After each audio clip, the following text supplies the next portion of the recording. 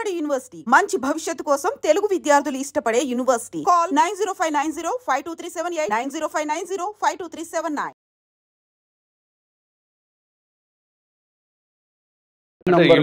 నేను ఇక్కడ ప్రయాణం చేస్తాను విషయం మీకు తెలిసిపోద్ది. ఏ నంబరు ఈ ఫోన్ నంబర్ మీద ఈ వ్యక్తి అడ్వాన్స్ రిజర్వేషన్స్ ఏమైనా చేయించుకున్నాడా అవన్నీ చూస్తే లక్కీగా వాడు ఒక రోజు ఆ ట్రైన్లో ప్రయాణం చేస్తున్నాడు. వాడిని ఇక్కడే రాయచూరు దగ్గర దింపుకున్నాం. వాడిని మీరు సేమ్ ట్రైన్లో జర్నీ చేశారా? మొత్తం వాడిని నెట్వర్క్ తీసుకొని మేము ఇక్కడ గుంతకల్ ఎక్కారా? నేను గుంతకల్ ఎక్కాము. గుంతకల్ ఎక్కేసి ఆర్పిఎఫ్ మేమంతా కలిసి ప్లాన్ చేసుకొని పలానా A1 కోచ్లో పలానా సీట్ నెంబర్లో వాడు కూర్చొని ఉన్నాడు. ఓకే, ఆ ఫీచర్స్ ఎలా చెప్పారు మీరు? మీరు అన్నట్లు A1లో 15లో ఉన్నాడు అనుకుందాం సార్. మాకు పేరు ఉంది, ఏజ్ ఉంది, ఫోన్ నెంబర్ ఏది పనిచేయట్లో అది ఉంది. ఈ పేరుతో మేము ఏమైనా చేసుకోవచ్చు.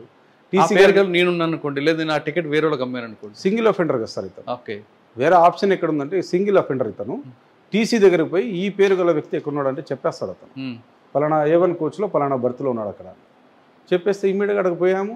నీ పేరు ఉమేద్ అలీ జిన్నా కదంటే అవును నేనే సార్ అన్నాడు. రా బయటికి అని ఏం ఆర్భాటం చేయలేదు సార్. హ్యాపీగా మేము ఏం చెప్పాలో వాడు అన్నీ కన్ఫెస్ అయినాడు. కొద్దిగా రికవరీ విషయంలో ఇబ్బంది పెట్టాడు. ముందు తమిళనాడుకి తీసుకుపోయినాడు, చెన్నైకి పోతే అక్కడ రికవరీ కొద్దిగా ఇచ్చాడు. దాని తర్వాత ఇక్కడ కాదు సార్ హైదరాబాద్లో మేజర్ రికవరీ. వాడు నేటివ్ కూడా హైదరాబాద్. ఓకే, హైదరాబాద్లో మేజర్ రికవరీ అంటే అక్కడికి వెళ్ళేసి మొత్తం రికవరీ చేసుకొని వచ్చేసారు. అక్కడికి వెళ్ళారు, రికవరీకి వెళ్ళారు మీరు? సాధారణంగా లాండ్ ఆర్డర్ పోలీసులు వెళ్తే రికవరీ లోకల్ పోలీసుల ద్వారా వెళ్తారు, ఇస్తారు. అవును, జీఆర్పీ అనగానే ప్రతి ఒక్కరికి కూడా ఒక చులకన భావం ఉంటుంది. రైల్వే పోలీసు ఇచ్చేవాళ్ళు వాడికి ఏమి ఇద్దామలే అన్న భావనలు ఉంటారు. మరి రికవరీ ఎలా వసూలు చేశారు మీరు? సార్ రైల్వేని మీరు అన్నట్టుగా తక్కువ చేసి మాట్లాడచ్చు, లేదా ఎక్కువ చేసి కూడా మాట్లాడచ్చు. సెంట్రల్ గవర్నమెంట్ ఈడ కనుక కేసులు పెడితే నువ్వు అయిపోతావు చూడని చెప్తే ఎవడన్నా కూడా కొద్దిగా ఫంక్ అవుతాడు. హైదరాబాద్లో ఎక్కడ రికవరీ అయింది మీరు నమ్మరు సార్. పాత బస్తీ ఏరియాలో, పాత బస్తీ చార్మినార్కి దగ్గరగా ఉన్న ఒక అతి చిన్న గోల్డ్ షాప్ అది. అక్కడ వాడు ఆ ప్రాపర్టీని అంతా డిస్పోజ్ చేస్తే వాడిని లిఫ్ట్ చేయడానికి కూడా మేము అంటే కామాఫ్లేస్ అంటారు దీన్ని. మేము కూడా ముస్లిం డ్రెస్ వేసుకొని ఆ డ్రెస్సెస్ వేసుకొని టోపీ పెట్టుకొని అతని షాప్లో పోయి అవి ఇవి మాటలు చెప్పి సలాం వాలేకుం వాలేకుం అస్సలాం అని చెప్పి ఇవన్నీ మాట్లాడుకొని అవన్నీ చెప్పి సినిమాటిక్గా తీసుకొచ్చాం బయటికి. తీసుకొచ్చిన తర్వాత వాడు ఈజీగా చూస్తేనే ఈ వ్యక్తిని చూస్తేనే కన్ఫెస్ అయినాడు.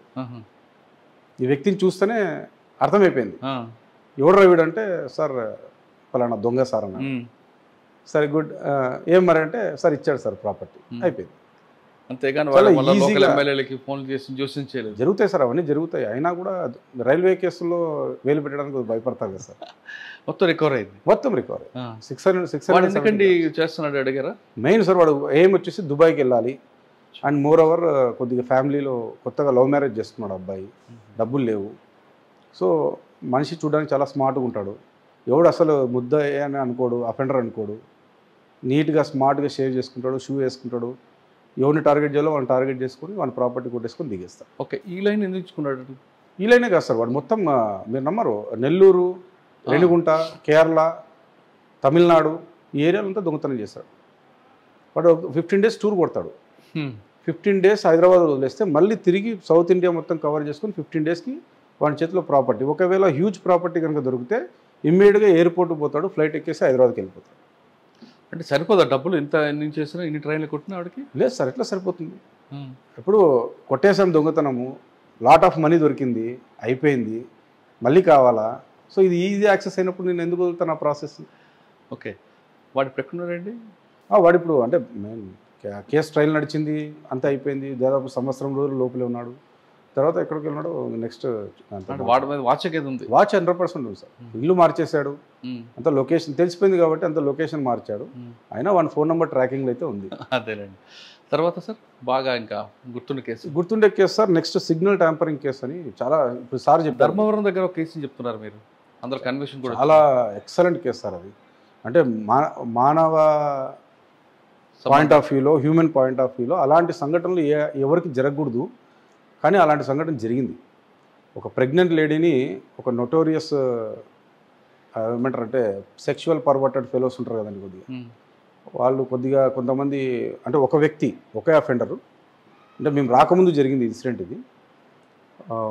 అదే బాత్రూమ్స్ కానీ టాయిలెట్స్ కానీ వెళ్తా ఉంటే డోర్ పక్కన నిల్చొని ఆమె ట్రైన్లోనే మిడ్ నైట్ ఆ టైంలో ఆమెను బయటికి పుష్ చేసినాడు. అయ్యో, ఆమె ప్రెగ్నెన్సీ కూడా పోయింది అనుకుంటాను నాకు తెలిసి. ఎందుకంటే ఎంత బికాస్ ఆఫ్ ఆర్నమెంట్స్ కోసము అండ్ సమ్ అదర్ థింగ్. అది పాపం ఆమె చాలా అసలు చాలా హైలైట్ అయింది సార్ కేసు అది. అప్పుడు మోహన్ ప్రసాద్ సార్ అని చెప్పి సిఏ గారు ఉన్నారు అప్పుడు ధర్మవరంలో, అండ్ రమేష్ బాబు అని చెప్పి మన రమేష్ బాబు సార్ అని చెప్పి తిరుపతి డిఎస్పీ ఉన్నారు. ఛాలెంజింగ్గా తీసుకున్నారు ఆ కేసుని. ఇమ్మీడియట్లీ వాడిని పట్టేసుకున్నారు, వాడిని రిమాండ్ పెట్టినారు. ఇప్పుడు 14 years కన్విక్షన్ పడింది వానికి. సూపర్. వాడు అంత ఈజీగా దొరికాడు సార్? అంత ఈజీగా దొరకలేదు సార్, పాపం వాళ్ళు చాలా కష్టపడ్డారు. దాదాపు 7-8 days వాళ్ళు వదిలేశారు. ఇంకా మొత్తం ఫీల్డ్లో తిరుగుతున్నారు. వినుకొండ అనే ప్రాంతంలో దొరికాడు వాడు. అది ఎక్కడో సీసీ కెమెరాలో వన్ ఫుటేజ్ రంగు కలర్ షర్ట్ బట్టి క్యాచ్ చేసినాడు. వాడు ఆ కన్ఫెస్ కూడా అయినాడు, ఆ కేసు అది ఒప్పుకున్నాడు. ఆమె కూడా వీడే అని చెప్పేసి. అలాంటి మంచి క్లాసిక్ కేసు. అంటే చెప్పేది ఏమన్నా సార్, రైల్వే ప్యాసింజర్స్ ఎంతసేపు డబ్బులు నగలు తీసి పెట్టుకునేదే కాకుండా మిడ్ నైట్లో దయచేసి యూరినల్స్కి పోయేటప్పుడు ఒక్కరు మాత్రం పోవద్దండి. మరి ఎలా సెక్యూరిటీ అంటే ఇప్పుడు వాకిళ్ళ దగ్గర ఎవరు వెయిట్ చేస్తుంటారు, ఎవరు క్యాచ్ చేయలేరు కదా సార్. వాడు అడ్వాంటేజ్ తీసుకోవడానికి ఏదైనా చేస్తారు. అంటే ట్రైన్లో జర్నీ చేసే వాళ్ళు మేల్ ఆర్ ఫిమేల్ ఒంటరిగా మాత్రం యూరినల్కి వెళ్ళకూడదు సార్. అంటే అవకాశం ఇప్పుడు ఒకరే ప్రయాణం చేస్తున్నప్పుడు తప్పదు, కానీ ఎందుకన్నా మంచిది కొద్ది ప్రికాషన్స్ తీసుకొని, అంటే 9 o'clockకి 10 o'clockకి మనం ఆ ప్రాసెస్ని కంప్లీట్ చేసుకొని అర్లీ మార్నింగ్ వరకు కొద్దిగా పేషెన్స్తో ఉండి మరి మార్నింగ్ అవర్స్లో పోతే అప్పుడు అందరూ తిరుగుతుంటారు కాబట్టి ప్రాబ్లం లేదు సార్. 1 గంటకి 2 గంటలకి. కానీ వాష్రూమ్కి వస్తున్నప్పుడు ఆల్రెడీ డోర్ దగ్గర కొంతమంది ఉంటారు. అవును సార్. మరి అప్పుడు ఏం చేయమంటారు? అది సార్, అది టైమింగ్స్ ఈజ్ ఇంపార్టెంట్. నేను చెప్పేది మిడ్ నైట్లో అనవసరంగా మనం, అంటే ఆ టైంలో మిడ్ నైట్లో మనం లేచిపోయేటప్పుడు వాడు ఆ సిచ్యువేషన్ అడ్వాంటేజ్ తీసుకొని ట్రై చేస్తాం. రైట్. ఆ టైం కాకుండా అర్లీగానే ముందే పోయి చేయడము, లేదా వాటర్ కొద్ది తక్కువ తీసుకోవడము. అంటే ఇవన్నీ మేము చెప్పొచ్చో లేదో తెలియదు కానీ సార్, పర్వాలేదు. బట్ ఎందుకు చెప్తున్నాము అంటే ఛాన్సెస్ అది జరగడానికి ఎక్కువ ఉన్నప్పుడు మనం ఇది కొద్దిగా ఈ ఒక్కరోజు జర్నీ జాగ్రత్త తీసుకుంటే మంచిదే కదా అని చెప్పి ఆ పాయింట్. అది ఓకే. తర్వాత ఇంకోటి చెప్తున్నారు sir, train signal tampering. Signal tampering అనేది వెరీ వెరీ టఫెస్ట్ సబ్జెక్ట్ ఇక్కడ. దీన్ని ఎలా చూస్తారంటే signal tampering case equal to murder case మాత్రం చూస్తారు. రైల్వే మర్డర్ కేసు అంటుంది. ఆర్పిఎఫ్ వాళ్ళు చాలా సీరియస్గా తీసుకుంటారు. ఎందుకంటే సార్ మెకానిజంని కట్ చేయడం. ట్రైన్ ఒక 70-80 కిలోమీటర్ల స్పీడ్లో పోతూ ఉంటుంది. దాన్ని సడన్గా ఆపాలి అంటే అది ఒక మెకానిజంని వాడు డిఫెక్ట్ చేస్తే మొత్తం ఏదైనా జరగవచ్చు ట్రైన్కి. ఆ ట్రైన్లో ఎంతోమంది ప్రయాణం చేస్తుంటారు. వాడు సడన్గా ఏదైనా జరగరాని జరిగితే మొత్తం ట్రైనే కొలాప్స్ అయిపోతుంది.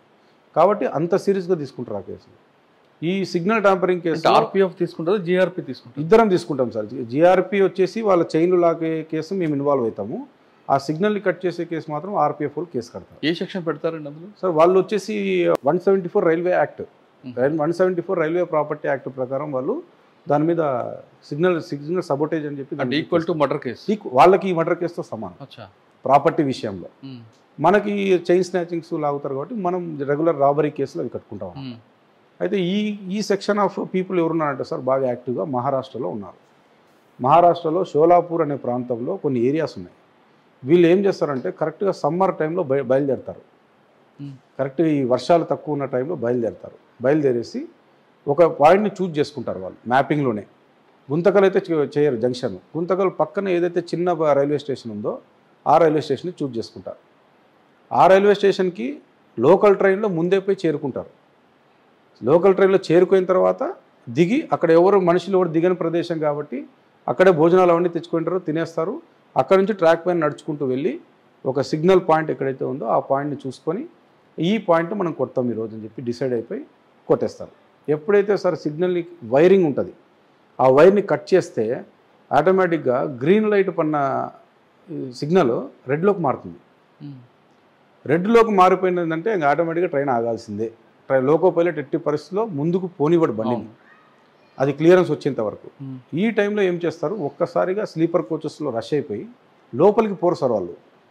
మనిషి మీద మనిషి ఎక్కుతాడు, దాన్ని హ్యూమన్ ల్యాడర్ అంటారు. మనిషి పైన మనిషి ఎక్కేసి చేతులు పెట్టి ఎట్లా పడితే అట్లా ఎన్ని చైన్లు లాగాలంటే అన్ని చైన్లు లాగేస్తారు. అలాంటి సంఘటన మాకు 2 మెయిన్ స్లీపర్ కోచెస్లోనే చైన్లు లాగేది.